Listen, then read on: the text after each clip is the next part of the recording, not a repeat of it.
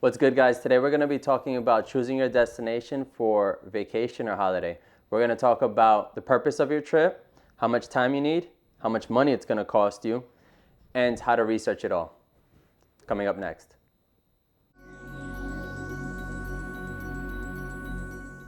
All right, guys, so the purpose of your trip is going to be one of the most important things that's going to guide you into figuring out where you're going to want to go.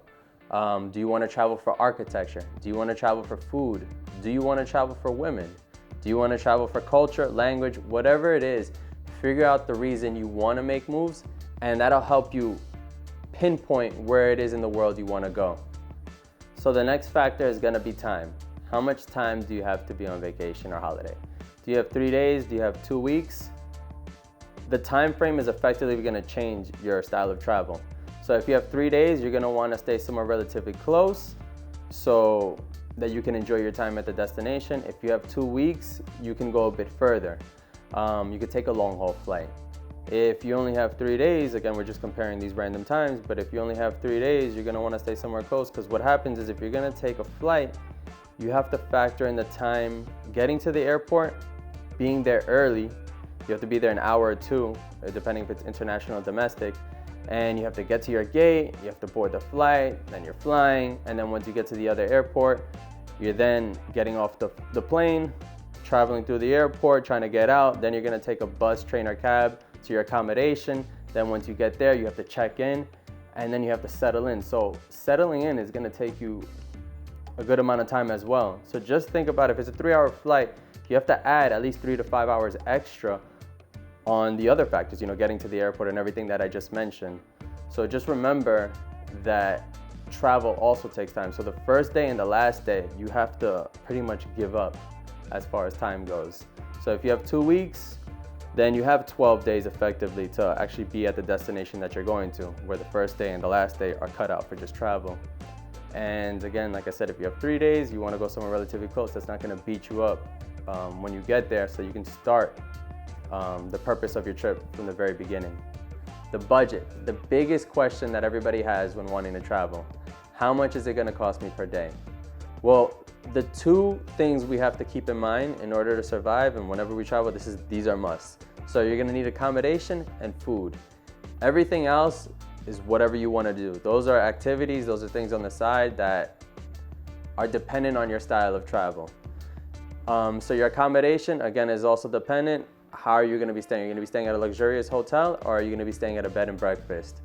So once you figure out where you're going to be staying, they're going to charge you X amount of dollars to stay there. So now you factor that into your budget. Next is food. How are you going to be eating? Are you going to be eating at fancy restaurants? Are you going to be eating 2 times a day, 3 times a day, 1 time a day? It's all depending on you. Think about how you eat in your own city and factor that cost in to your travels. So that'll give you your 2 basic needs. Now, the next thing is figure out the purpose of you already figured out the purpose of your trip, so this is where it comes into play. Why are you traveling? So if you're traveling for architecture, you might not need to go into these buildings. You could just take pictures of them from the outside. But if you want to go in, depending on if it's a museum or not, they might charge you to get in. If you're a foodie, you've already factored that into your travel style. If you're going for the culture's free. You just have to attend some places, and there are free places and there are paid places. So just use Google and figure out what activities you can do at that city, and they'll have the prices as well. So it'll help you determine how much you're gonna need for the extra activities that you wanna do. But again, the main thing you wanna budget for is accommodation and food. So after figuring out the purpose of your trip, the time you have, and the budget you wanna spend, now it's time to do research.